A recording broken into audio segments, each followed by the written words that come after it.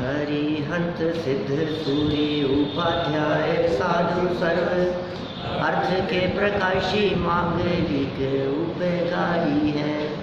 तिनको स्वरूप जान रागते भई जो भक्ति काय को न माई स्तुति को उचारी है। धन धन तिन ही ते काज सब आज भाई कर जोड़े बारे बारे बंधना हमारी है।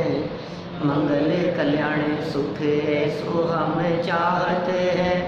ओ मेरी ऐसी दशा जैसी तुम धारी है। ओ मेरी ऐसी दशा जैसी तुम धारी है। ओ मेरी ऐसी दशा जैसी तुम धारी है। बहुत लंबे अंतराल के बाद आज यहाँ क्षत्रिय चूड़ामणि ग्रंथ की चर्चा आगे प्रारंभ कर रहे हैं।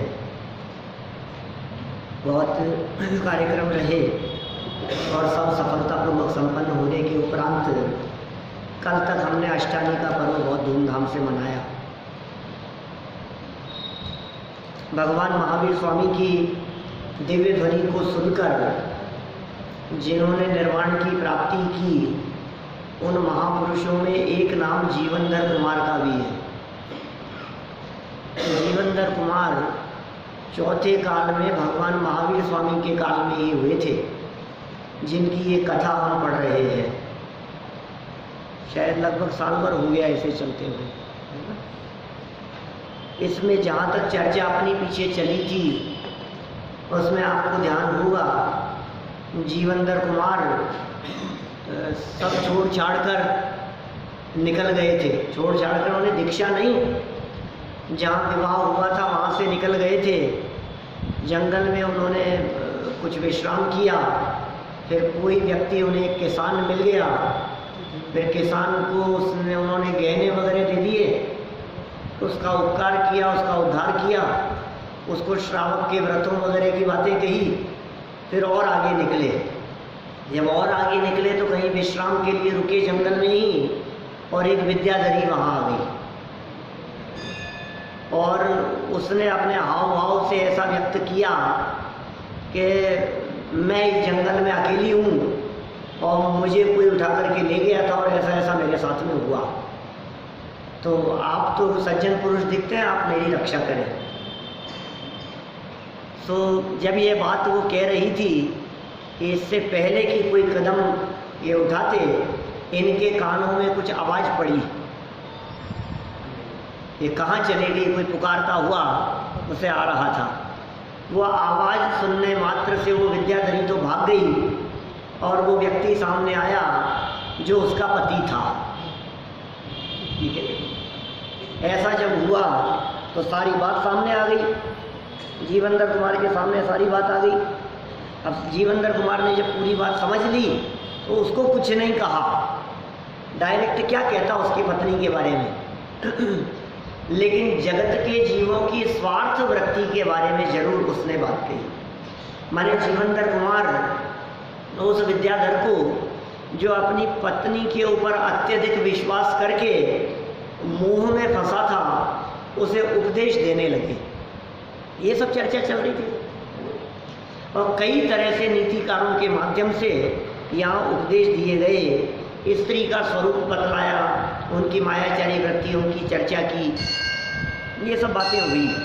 फिर जीवनधर कुमार के द्वारा दिए गए उपदेश का क्या परिणाम निकला, यह बात श्लोक नंबर 60 में कही गई है। देखिए आप, पेज नंबर है 350।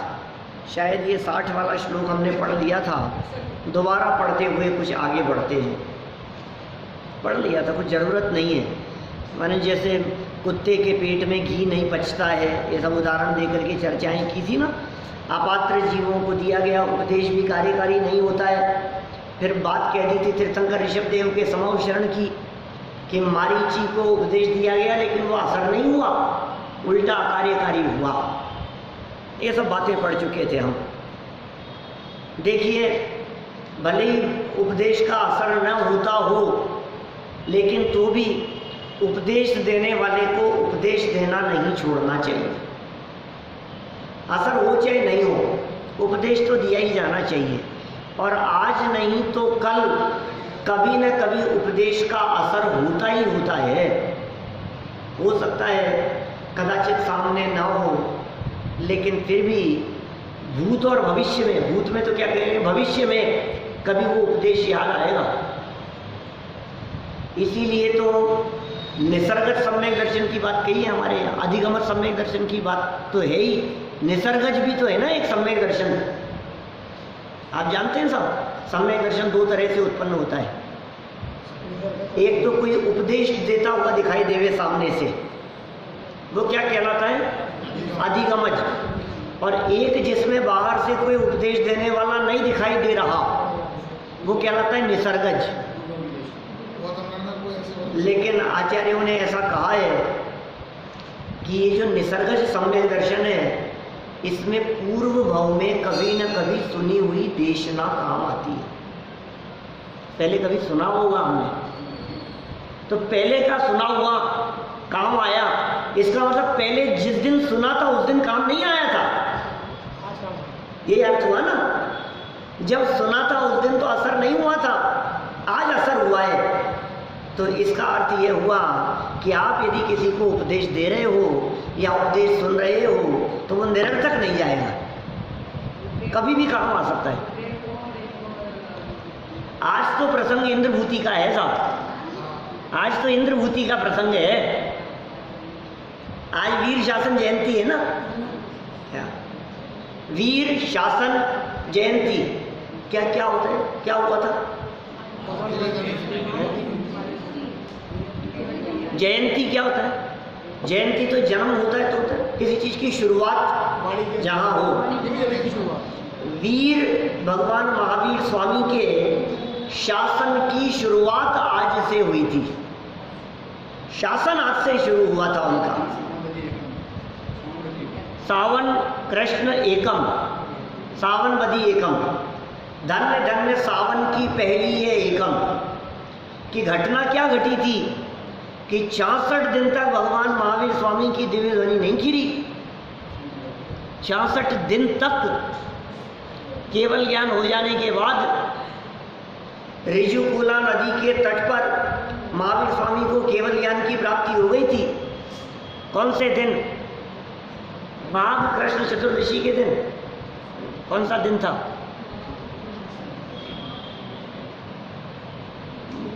माघ कैसे होगा? कितने दिन? 66 दिन लगा लो आप, कितने, 2 महीने करीब पहले की बात है। 2 महीने 6 दिन। तो उस दिन भगवान महावीर स्वामी को केवल ज्ञान हो गया, घोषणा हो गई, चारों तरफ लोगों के पास में संदेश पहुंच गए, उपदेश सुनने के लिए आओ। लोग उपदेश सुनने के लिए आ रहे थे, समूह शरण की रचना हो गई और उपदेश ही नहीं हो रहा है। बोलो कैसी घटना घटी? होता नहीं है कभी ऐसा। ये उन्नाव सर्वनी काल के प्रभाव जैसा समझना चाहिए कि केवल ज्ञान हो जाने के बाद भी तीर्थंकर परमात्मा की दिव्य ध्वनि न खिरे, ऐसा भी हो जाता है। हुआ ही है ना।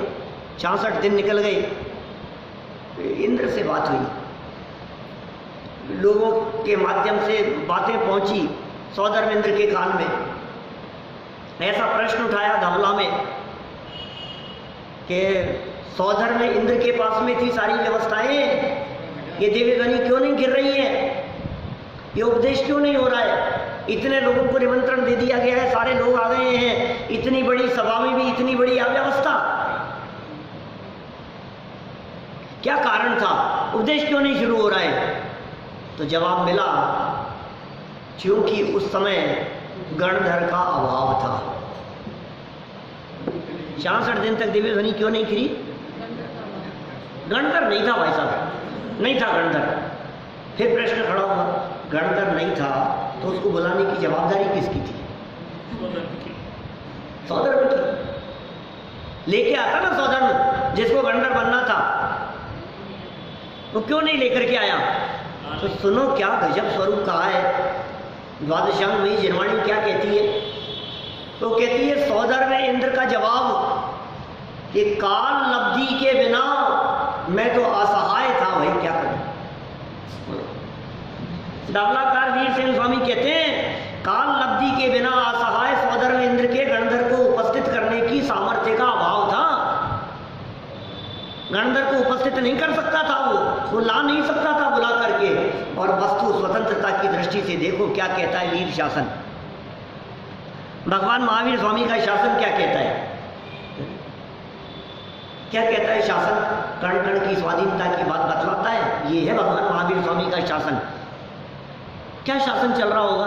राजाओं का शासन कैसे चलता है? दूसरों को अपने कंट्रोल में करके। और भगवान महावीर स्वामी का शासन कैसा था कि कोई परतंत्र नहीं है, कण कण स्वतंत्र है। ये उनका कैसा शासन है? बोलो, आप किसी ऐसे शासक के शासन काल में जीना पसंद नहीं करेंगे जहां परतंत्रता का अनुभव करें? बोलो, आपको जहां परतंत्रता और पराधीनता हो, आप ऐसे शासन में जीना पसंद करेंगे क्या? सोचना चावड़ा जी। हर व्यक्ति आपको बार बार में टोके, कहे कि नहीं तुम्हें ऐसा करना पड़ेगा, तुम्हें ऐसा करना पड़ेगा, तुम्हें ऐसे रहना पड़ेगा। ये परतंत्रता है। लेकिन भगवान महावीर स्वामी का शासन कैसा है? एक एक परमाणु परमाणु स्वतंत्र है। ये भगवान महावीर स्वामी का शासन बताता। समय नहीं आया था। अकेले काल लब्धि की बात नहीं है, ये बात तो हमने होनहार और दिव्य ध्वनि की अपेक्षा से कह दी। लेकिन भाषा वर्णना के परमाणुओं की दिव्य ध्वनि रूप परिणमन करने की योग्यता भी तो नहीं पकी थी। सामने बैठे हुए असंख्यात देव, अनगिनती मनुष्य और अनगिनती त्रियंच, उनके भी तो ये जिनवाणी की चर्चाएं, दिव्य ध्वनि की चर्चाएं कर्णेंद्र का विषय बनने का योग नहीं आया था। और तो और सौदर में इंद्र के अवधि ज्ञान पर्याय का उस रूप परिणमन होने की योग्यता रूप काल नहीं पका था। कैसे हो जाता बोलो? अवधि ज्ञान का विषय वो गणधर कैसे बन जाता? आखिर उस पर्याय की भी तो स्वाधीनता है या नहीं है? कितनी स्वाधीन है वो पर्याय? अच्छा, ये सब तो हो जाता, लेकिन इंद्रभूति के गणधर कर बनने की भी तो कुछ योग्यता पकेगी। उसका ग्रहित मिथ्यात्व मिटने का भी तो कोई काल पकेगा कि नहीं? कितनी कितनी जगह पर प्रसंग आपस में एक दूसरे से जुड़े हुए होते हैं। आपने तो कह दिया अकेला गणधर नहीं था। अरे गणधर उपस्थित हो भी जाता तो पात्र जीवों के सुनने की पात्रता भी तो नहीं पकी है। अभी 66 दिन में कितने उतार चढ़ाव होने हैं। 66 दिन में कितने लोग इस समव शरण वाली मोक्ष के लिए जाने वाली इस गाड़ी में चढ़ेंगे और कितने लोग उतर जाएंगे इस गाड़ी से? नहीं चल रही है, नहीं चल रही है। तो गौशालक जैसे चले जाएंगे ना समव शरण छोड़ करके, ऐसे भी तो लोग होंगे यहाँ जिनके हृदय में खोटा परिणाम आएगा। ऐसे भी तो लोग होंगे जिन लोगों का इन पिछले 66 दिनों में देहावसान हो गया होगा। क्यों साहब? इस 66 दिन में कोई मरे नहीं होंगे? 66 दिनों तक आने वाले उन देवों में से अनगिनती देवों की आयु पूरी हो गई होगी। 66 दिनों में से 10, 20, 25 दिन तक कोई नहीं आए तो कोई नए जीव भी और जुड़ गए होंगे। ऐसा भी तो हुआ होगा। या 66 दिन से रोजाना सभा वही लग रही थी, सेम लोग थे। कितनी कितनी बातें उससे जुड़ती है। देखो कोई बात नहीं, 66 दिन पूरे हुए, दिव्य ध्वनि खेलने का काल आ गया। सौधर्मेंद्र को भी विकल्प आ गया कि चलो भाई देखें जरा अवधि ज्ञान का प्रयोग करके कि कौन दिखता है ऐसा जो यहाँ दिव्य ध्वनि सुनने के लिए आएगा। ऐसा पात्र जीव जिसकी उपस्थिति होने पर भगवान की वाणी घिरेगी, वो गणधर बनने के योग्य जीव कौन दिखाई देता है? तो कौन दिखा? दिव्य जी कौन दिखा? महर्षि गौतम, इंद्रभूति गौतम, ब्राह्मण वो दिखाई दे रहे। इनको अवधि ज्ञान में दिखाई दे रहा है। और ये कैसे होगा? ये आदमी यहाँ आएगा, ये ग्रहित मिथ्यात्वी, ये धर्म नहीं समझने वाला, ये पात्र जीव, इसकी पात्रता पकेगी कि हाँ भाई ऐसी होना दिख रही है। मेरा अवधि ज्ञान तो यही कह रहा है, क्या करें? योजना बनाई दिमाग में, चलो चले। कहाँ चले? गौतम के पास। गौतम गणधर के पास नहीं, गणधर था कहाँ वो तो ब्राह्मण वेश में बैठा हुआ था।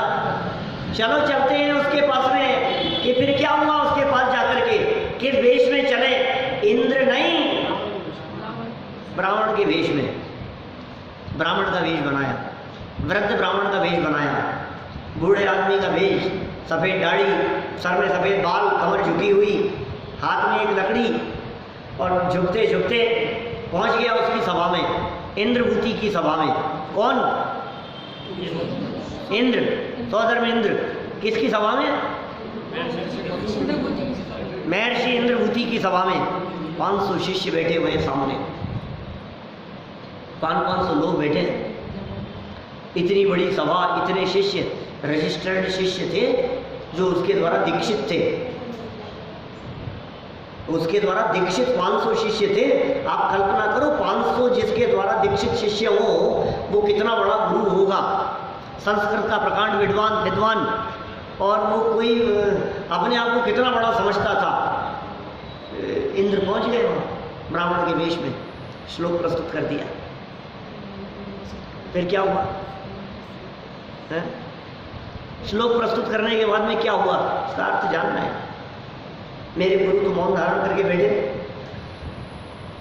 इसका अर्थ जानना है। कौन सा श्लोक था? त्रैकाल्यम द्रव्य षटकम नवपद सहितम जीव षटकाय लेश्या पंचान्य चास्तिकाया व्रत समिति गति ज्ञान चारित्र भेदा इत्येतन मोक्ष मूलम त्रिभुवनमयते प्रोक्तम रद्रीशे। 4 लाइनें फटाफट धर दी उसके सामने। क्या बोले? इसका अर्थ जानना है। बाएं हाथ का काम था उसके लिए,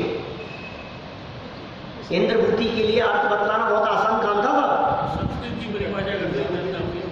हाँ, संस्कृत की व्याख्या कर सकता था, 2 मिनट में अर्थ बता सकता था, लेकिन सोच में पड़ गया, बताऊं कि नहीं बताऊं? ये कौन है, कहां से आया है, बताऊं कि नहीं बताऊं इसको? क्या समस्या थी? समस्या ये थी कि श्लोक का अर्थ तो बतला दूंगा, क्या विस्तार नहीं, अर्थ ही तो जानना है इसको। अर्थ बतला दूंगा। त्रैकाल्यम, काल 3 है, द्रव्य षटकम 6 द्रव्य हैं, 9 पद सहितम 9 पदार्थ हैं, पंच अन्य चास्तिकाय 5 अस्तिकाएं हैं। अर्थ बतला दूंगा मैं, लेकिन जैसे ही अर्थ बतलाऊंगा, यदि इसने ये पूछ लिया कि द्रव्य षटकम 6 द्रव्य कौन से हैं, वो तो लिखा ही नहीं है, नहीं समझ में आई। मैंने इसका अर्थ बतला दिया कि 9 पदार्थ होते हैं, तो इसमें ये अगला प्रश्न यदि इसने पूछ लिया 9 पदार्थ कौन से होते हैं, तो क्या बताऊंगा? मैंने इसका अर्थ बतलाया 5 अस्तिकाय होते हैं, और इसने पूछ लिया वो 5 कौन से हैं। श्लोक में तो लिखा ही नहीं है, बताऊंगा कहां से? माथे पे 3 सर पड़ गए, घबराहट चालू हुई मन में, श्लोक का अर्थ बताऊं कि नहीं बताऊं? और यही तो चाहता था सौधर्म में। और क्या चाहता था? तुरंत प्रश्न किया पलट करके, क्या बात है, संस्कृत के इतने बड़े विद्वान के पास से भी निरुत्तर लौटना पड़ेगा क्या? जवाब नहीं मिलेगा आपके वाल्मीकि। क्या बकता है, कहां से आया है तू, किसका शिष्य है, श्लोक कहां से लेकर के आया है? साहब मैं तो महावीर का शिष्य हूं। सोचो आप क्या हालत है। कदाचित नाम भी नहीं जानते थे महावीर का। पलट करके क्या जवाब दिया इंद्रभूति ने? बोले क्या जवाब दूं तेरे को, क्या जवाब दूं? तेरे गुरु के पास चलता हूं, उन्हीं से बात करूंगा। फिर क्या हुआ कि चलो उनके पास चलो, कोई बात नहीं। इंद्रभूति चल रहे हैं, इंद्र चल रहा है आगे ब्राह्मण के वेश में, बूढ़े आदमी के वेश में, पीछे चल रहे हैं इंद्रभूति, और इंद्रभूति के और पीछे चल रहे हैं उनके 500 शिष्य, और इंद्रभूति इस अभिमान में चल रहे हैं। श्लोक लोग तो एक तरफ धरा रहेगा, मुझे और मेरे शिष्यों को और इस समुदाय को जब इस भीड़ को देखेगा, और ये मेरे शिष्य मेरी जय जयकार लगाते हुए चलेंगे, तो सामने वो जो भी होगा ना, मेरे चरणों में आके पड़ जाएगा। जब महावीर की बात कर रहे हैं, इस अभिमान में चले जा रहा है वो, और चलते चलते चलते चलते फिर क्या हुआ, तो वो कहाँ पहुंचे, समूह शरण के दरवाजे पर। दरवाजे पर पहुंचे और जैसे देखा हो, ये क्या हुआ, ये क्या नजारा दिखाई दे रहा है, ये क्या दृश्य दिखाई दे रहे हैं। ऐसे दृश्य मैंने अपने जीवन में कभी नहीं देखे। ये कैसे दृश्य दिखाई दे रहे हैं, सारा का सारा अभिमान चूर चूर हो गया। ऐसा कहा जाता है कि मान स्तंभ को देखने मात्र से उनका मान गलित हो गया। और कुछ व्याख्याकार मान स्तंभ की व्याख्या इस प्रकार की करते हैं इस घटना और प्रसंग से कि इंद्रभूति गौतम समूह शरण के अंदर प्रवेश करने के पहले पहले जो अभिमान लेकर के आ रहा था, उस अभिमान को उसने दरवाजे पर धर दिया, अभिमान उतार दिया माथे से सारा। तो इंद्रभूति ने अपना अभिमान छोड़ा। इंद्रभूति के जो शिष्य थे 500, उन्होंने सबने अपना अपना अभिमान छोड़ा वहां। तो मानो दरवाजे पर मान और अभिमान और मान का स्तंभ खड़ा हो गया हो, उसका नाम है मान स्तंभ। क्या क्या कह दिया, मान दरवाजे पर कोई चीज रखी तो छोड़ते छोड़ते छोड़ते छोड़ते ढेर लग गया उसका। तो किसका ढेर लग गया दरवाजे पर, अंदर जाने वाले सब अपना अभिमान छोड़ करके अंदर गए।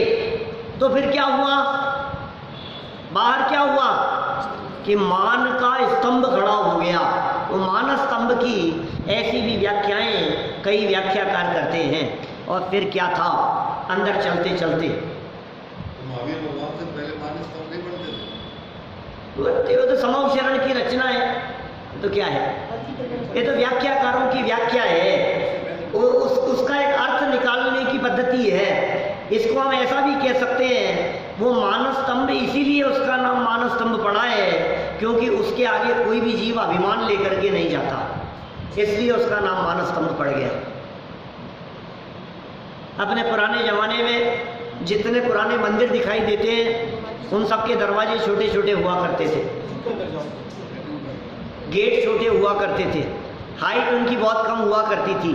अंदर जाने वाला व्यक्ति कितना भी बड़ा आदमी क्यों नहीं हो, वो झुक के ही अंदर जा पाएगा।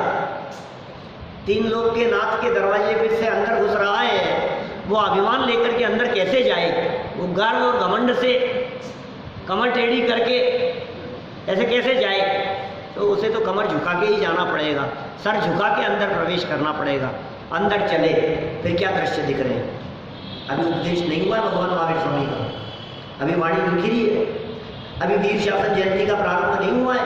ये तो वीर शासन जयंती की भूमिका चल रही है। अभी तो क्या था, अभी वीर शासन जयंती शुरू नहीं हुई है क्योंकि अभी तो इंद्रभूति गौतम वो तो कपड़े पहने, वस्त्राभूषण तो है अभी तो उसके पास में, साधु के वेश में। लेकिन देखा उसने, अरे मैं अपने आप को इतना बड़ा गुरु समझता था, 500 शिष्य थे और यहाँ देखता हूं तो देवलोक बैठे हैं। ये किसकी सभा में आ गया हूं मैं, असंख्यात देवलोक बैठे हुए हैं, अनगिनती त्रियंच बैठे हुए हैं, अनगिनती मनुष्य बैठे हुए हैं। ये कैसा माहौल दिखाई दे रहा है, ये पशु पक्षी बैठे हुए हैं यहाँ पर। ऐसा नजारा उसने कभी नहीं देखा अपने जीवन में। वहीं गाय बैठी हुई है, वहीं हिरण बैठे हुए हैं, शेर भी वहीं बैठा हुआ है, सर्प वहीं बैठा है तो नेवला भी वहीं बैठा हुआ है, कुत्ता बैठा हुआ है तो बिल्ली भी वहीं बैठी हुई है। बोलो, बैर विरोध को छोड़कर, शत्रुता को छोड़कर, दुश्मनी को छोड़कर, जाति से जो विरोधी दिखाई देते हैं, ऐसे जीव विरोध को छोड़ करके वहां एक साथ बैठे हुए हैं। एक ऐसा दृश्य दिखाई दे रहा है, 6 उड़ती हुई फलती फूलती हुई दिखाई दे रही है, मंद सुगंधित पवन बहती हुई दिखाई दे रही है, निष्कंटक भूमि दिखाई दे रही है। और फिर क्या हुआ, जब दृष्टि पड़ी प्रभु जी तुम पर, मुझको स्वभाव का भान हुआ। ये सारे कैसे कैसे नजारे दिख रहे हैं उसको क्या कहीं न कहीं जाति स्मरण ज्ञान हुआ, जाति स्मरण ज्ञान हुआ, मान बाहर रह गया, दर्शन मोह छूट गया, मिथ्यात्व चला गया, सम्यक दर्शन की प्राप्ति हो गई। गुणस्थान चढ़ते जा रहे हैं, कपड़े उतरते जा रहे हैं,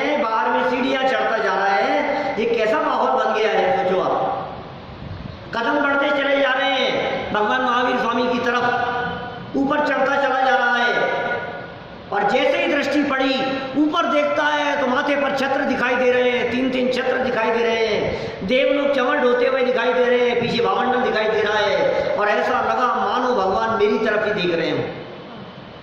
अभी उपदेश होना प्रारंभ नहीं हुआ, लेकिन मौन का उपदेश ये शब्दों से कई ज्यादा प्रभावशाली हुआ करता है। मौन की भाषा शब्दों की भाषा से कई गुना सशक्त हुआ करती है। शब्द एक भी नहीं निकला, लेकिन मानो सब कुछ कह दिया हो कि मूर्ख ये सब क्या देखता है, ये मौसम को क्या देख रहा है, ये वातावरण को क्या देख रहा है, ये इंद्र और देवी देवताओं को क्या देख रहा है, ये मनुष्य तिर्यंच गति के जीवों को क्या देख रहा है, ये सब देखने लायक नहीं है। ये क्षत्र चमर भावंडल, ये समोचरण का वैभव, ये सब पुण्य का वैभव है। सुन, देखने वाले को देख, अंदर में देख, देखने वाले को देख, अपने स्वरूप को देख, अपने ज्ञायक स्वरूप को देख। मानो भगवान महावीर स्वामी का वो मौन उपदेश इंद्रभूति ने सुन लिया, मौन उपदेश सुन लिया। सारा जगत यह कहता है कि इंद्रभूति भगवान महावीर स्वामी के शिष्य थे, इंद्रभूति उनके शिष्य थे। इंद्रभूति ने भगवान महावीर स्वामी से क्या सीखा, मैं आपसे पूछना चाहता हूं, बोलो। इंद्रभूति ने क्या सीखा भगवान महावीर स्वामी से? गुरु थे ना क्या? मैं आपसे पूछता हूं, भगवान महावीर स्वामी के प्रमुख शिष्य कौन? बोलो। भगवान महावीर स्वामी के प्रमुख शिष्य कौन? इंद्रभूति गौतम प्रमुख शिष्य थे। क्या पढ़ाया था भाई साहब उन्होंने, भगवान महावीर स्वामी, और क्या पढ़ा था इंद्रभूति ने उनसे? सोचना एक बार गंभीरता से, मैं कुछ बात कहना चाहता हूं आपसे। इंद्रभूति ने क्या पढ़ा था भगवान महावीर स्वामी से, ये बताओ आप तो मुझे। सुनो, उनका उपदेश सुनने के पहले तो सम्यक दृष्टि हुए थे, उनका उपदेश शुरू होने के पहले गुणस्थान 5वां भी हो गया था, उनका उपदेश शुरू होने के पहले 6ठे-7वें गुणस्थान वर्ती हुए थे, उनका उपदेश सुनने के पहले मति ज्ञान, श्रुति ज्ञान, अवधि ज्ञान और मने प्रिय ज्ञान, 4-4 ज्ञान के धारी हो गए थे। अब क्या बाकी रह गया था? क्षण क्षण में अंतर्मुख होकर के अतीन्द्रिय आनंद का रसास्वादन भगवान महावीर स्वामी के उपदेश को सुनने के पहले चालू हो गया था। तुम कहते हो भगवान महावीर स्वामी के शिष्य हैं, कुछ भी तो नहीं सीखने को मिला, सब कुछ तो उनके उपदेश के पहले ही सीख लिया, तो भी कोई बात नहीं। जगत के जीवों को उपदेश का लाभ इंद्रभूति की उपस्थिति के बाद में मिला, इसलिए ऐसा कहा जाता है। 7 तत्व का नाम नहीं जानने वाला व्यक्ति, 6 द्रव्यों के नाम नहीं जानने वाला व्यक्ति, नमोकार मंत्र जिसे नहीं आता हो, ऋषभ देव से लेकर पार्श्वनाथ भगवान तक के जिसने नाम नहीं सुने हो, बोलो, ऐसा व्यक्ति आज क्या हो गया, अचानक क्या हो गया? 15 मिनट पहले जो व्यक्ति इन सब बातों को नहीं जानता था, आज वो व्यक्ति द्वादशांग का ज्ञाता हो गया। आज वो व्यक्ति द्वादशांग की रचना करेगा, द्वादशांग श्रुत की रचना होगी। आज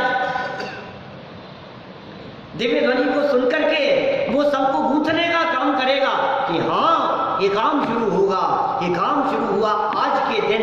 ये दिन कौन सा है? सावन की एकम, विपुलाचल पर्वत, भगवान महावीर स्वामी की दिव्य ध्वनि गिरी, ये वो महाप्रसंग है। आज के दिन भगवान महावीर स्वामी का दिव्य उपदेश हुआ, भगवान महावीर स्वामी की दिव्य ध्वनि गिरी। ये भगवान महावीर स्वामी का शासन काल शुरू हुआ आज से। इससे पहले किसका शासन चल रहा था? जब 66 दिनों तक दिव्य ध्वनि नहीं गिरी थी, तब किसका शासन चल रहा था? पार्श्वनाथ। एक तीर्थंकर की दिव्य ध्वनि गिरना प्रारंभ होने से लेकर जब तक आगामी काल में किसी दूसरे तीर्थंकर की दिव्य ध्वनि गिरना प्रारंभ न हो, तब तक उन्हीं तीर्थंकर का शासन काल कहलाता है। नेमिनाथ भगवान के उपदेश से लेकर पार्श्वनाथ स्वामी के प्रथम उपदेश तक बीच में पूरा काल नेमिनाथ भगवान का शासन काल था। ये भगवान महावीर स्वामी का शासन चल रहा है। आपको पता है किसका शासन चल रहा है? नरेंद्र का, नरेंद्र मोदी का शासन चल रहा है। हाँ, अरे तुम किसके शासन की बात कर रहे हो? तुम कौन से एरिया के शासन काल की बात कर रहे हो? हम 3 लोक के शासन की बात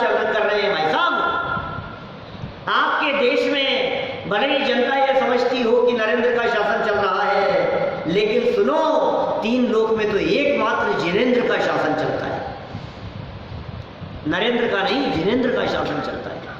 वे 3 लोक के नाथ हैं ये भगवान महावीर स्वामी। कि क्या परिवर्तन हुआ भगवान महावीर स्वामी का शासन काल लागू होने के बाद? नरेंद्र मोदी का शासन काल शुरू होने के बाद में क्या हुआ? बोले नोटबंदी हो गई, बोले इतने इतने परिवर्तन हो गए, इतने इतने बदलाव कर दिए गए, जीएसटी लागू कर दी गई, कितने तरह के परिवर्तन कर दिए उन्होंने। इतने से ज़्यादा कैश नहीं रख सकोगे, ये 2 नंबर की इनकम इतनी ऐसे नहीं होगी, ये सब बंद हो जाएंगी, सारे काले काम बंद हो गए। क्या क्या शासन में परिवर्तन हुए ना। अब सुनो, भगवान महावीर स्वामी का शासन काल शुरू हुआ तो क्या परिवर्तन हुए ये बताओ। जब शासन काल चालू होता है तो सब परिवर्तन हो जाते हैं, पता है आपको। जब शासन बदलता है ना भाई साहब, तो पहले जिसका शासन चल रहा था अब वो शासन बदल जाता है।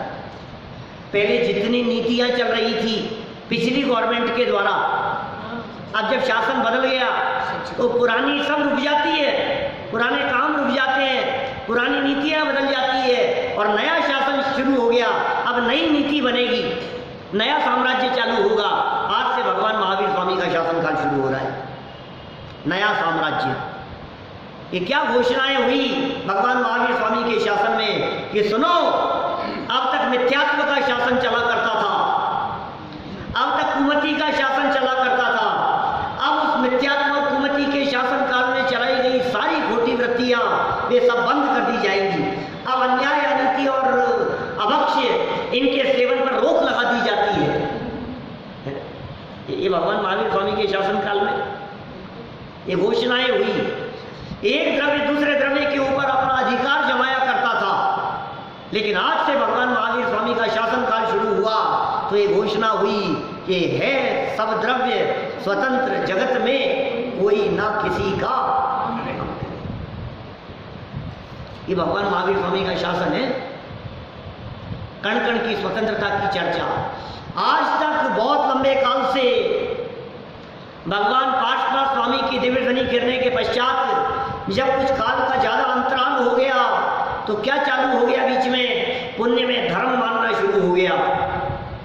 लेकिन आज फिर भगवान महावीर स्वामी ने शासन की बागडोर संभाली और क्या घोषित किया कि सुनो, इस पुण्य में धर्म नहीं है, इस शुभ भाव में धर्म नहीं है, ये पुण्य भी पाप के समान है, ये व्रताधिक बाह्य क्रियाएं जड़ की क्रिया मात्र है, इनमें अटक करके मत रह जाना, इनमें उलझ करके मत रह जाना, धर्म कुछ और है।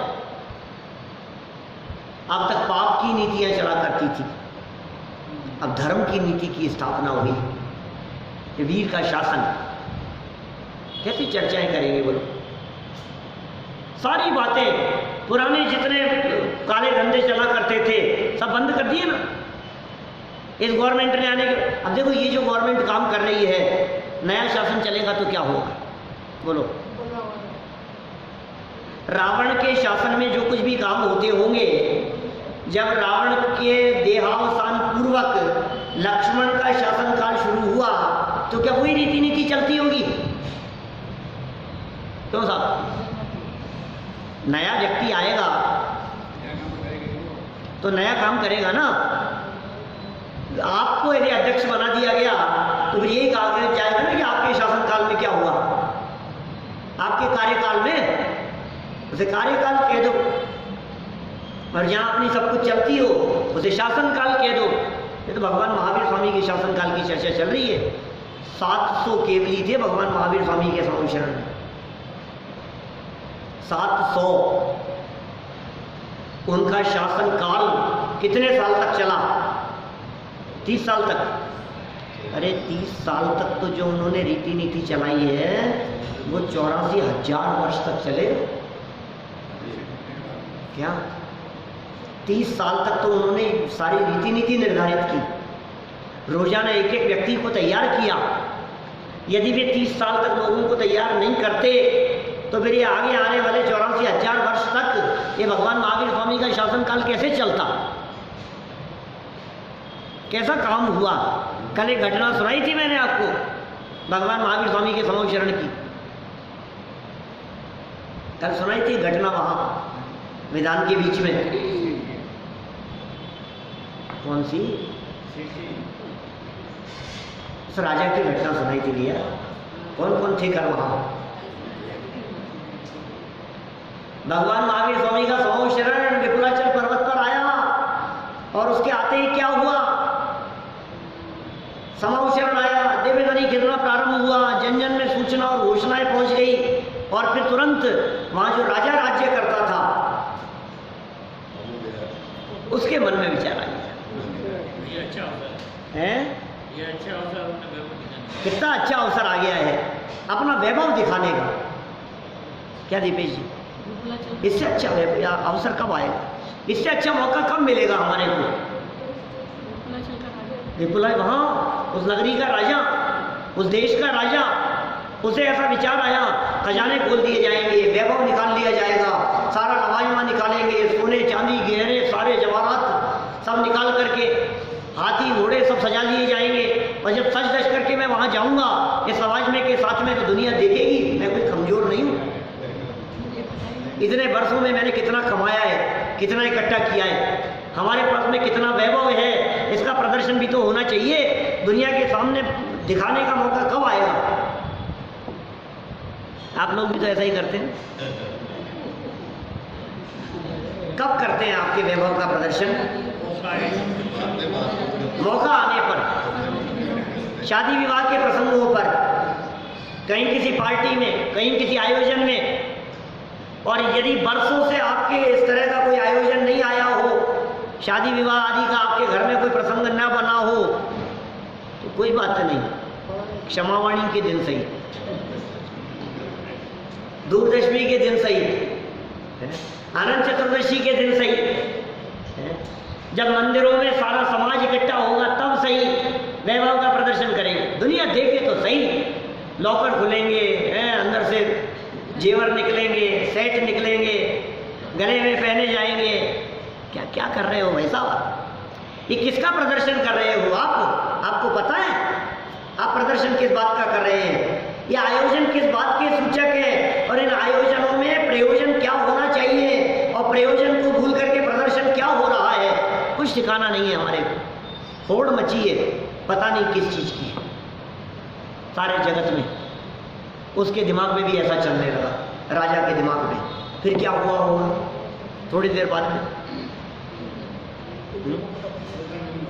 सौधर्मेंद्र को पता लग गया दीपेश जी, अरे यार ऐसे विचार लेकर के जा रहे हैं भगवान की दिव्य ध्वनि सुनने के लिए, ऐसे विचारों से वहां जाएगा, छीनिए ये बात, क्या करें? इसके घमंड का क्या करें? तो बगल में से सौधर्मेंद्र, ये तो अपने हाथी घोड़ों के साथ में जा रहा था, लवाजमे के साथ में समूह शरण तक जा रहा है, रास्ते में जा रहा है। सौधर्मेंद्र अपना ऐरावत हाथी लेकर, अब कहाँ ऐरावत हाथी और कहाँ इसका हाथी? ऐरावत हाथी और ऐरावत हाथी के साथ साथ में अपना सारा वैभव, सौधर्मेंद्र का वैभव, वो वैभव और लवाजमे के साथ में उसके बगल से निकलने लगा। फिर क्या हुआ होगा? हैं? अब आया हूं पहाड़ के नीचे, सारा अभिमान चूर चूर हो गया, पानी पानी हो गया, काटो तो खून नहीं, कैसी दशा हो गई उसकी। अब देखो तो हालत खराब दिखाई दे रही है। अरे यार मैं तो ये बेचारे, इसके सामने तो अपन तो कुछ नहीं है। अब दुनिया देख करके क्या कहेगी? इसका तो कुछ नहीं है, ये देखो इनके पास में कितना है। बेचारा क्या करे, पानी पानी हो गया। भगवान महावीर स्वामी के समूह शरण में पहुंचा। वहां पहुंचकर भगवान महावीर स्वामी का उपदेश सुना। ये सावन कृष्ण प्रतिपदा का दिन है, जिस दिन की ये घटना सुना रहा हूं मैं आपको। महावीर स्वामी पुराण में लिखी है ये घटना। भगवान महावीर स्वामी का उपदेश सुना, वहां जाकर के दिव्य ध्वनि सुनी, और दिव्य ध्वनि सुनने के बाद अब ललकारा इसने किसको? सौधर। अरे सौधर, कहां है तू? सामने आ। तूने मुझे मान में पराजित कर दिया, तूने मुझे वैभव में पराजित कर दिया, तूने मेरा अभिमान और घमंड चूर चूर कर दिया। कोई बात नहीं, वहां तो मैं पराजित हो गया, लेकिन आज मैं भगवान महावीर स्वामी के समूह शरण में ये जैनेश्वरी दीक्षा अंगीकार करने जा रहा हूं। तेरी हिम्मत हो तो इसमें पराजित करके बता।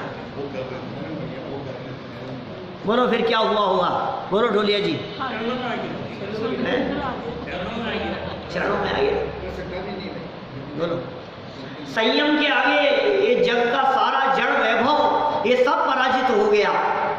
क्या चरणों में आकर के पड़ गया, इसने दीक्षा ली और उन्होंने अपना मुकुट इनके चरणों में धर दिया। क्या ये जैनेश्वरी दीक्षा, इस दीक्षा की बराबरी नहीं की जा सकती है। ये सारा का सारा वैभव ये धूल और मिट्टी के समान है, कुछ कीमत नहीं है इसकी। ये आत्मा के वैभव के आगे, ये संयम के वैभव के आगे, ये जड़ धन का वैभव ये कुछ नहीं है, कुछ मायना नहीं रखता है। और मानो वो सौदागर इंद्र कहने लगा कि ओहो भैया, ये मनुष्य देह ये गजब की है, हम संयम धर नहीं सकते, संयम धारण करने की पात्रता नहीं है, संयम अंगीकार करने की सामर्थ्य नहीं है हमारे में। ये सामर्थ्य तो मनुष्य गति के जीवों में दिखाई देती है। हमारा सारा वैभव ले लो और हमें ये मनुष्य पर्याय दे दो, नहीं मिल सकता। क्या करें?